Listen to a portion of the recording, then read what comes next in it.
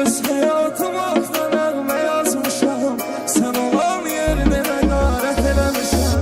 Ben açan eşqə xəyanət eləmişəm. Sənə öz canımı əmanət eləmişəm. Qara saçlarımı ağartmışam mənim. Səndən Allah şikayət eləmişəm. Ölürəm çəkməyi ehtimal ilə. Həyatım olmadı bir vüsal ilə. Ben müqəddəs sayaraq xəyal ilə. Qara gözlər biz ziyarət eləmişəm. Ben açan eşqə xəyanət eləmişəm. Sənə öz canımı əmanət eləmişəm. Qara saçlarımı ağartmışam mənim. Səndən Allah şikayət eləmişəm. Eybi yox özünə quyu qazan mənəm. Düşüb bu çöllərdə azan mənəm. Hələ bu mahnını da yazan mənəm.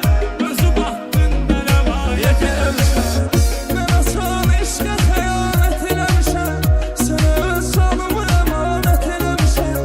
Qara saçlarımı ağartmışam mənim. Səndən Allah şikayət eləmişəm.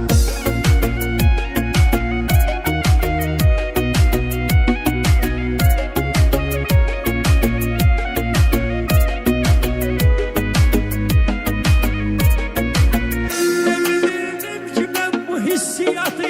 Sevgili musikidir şehriyatı. Sen gelenden sonra sevdim hayatı.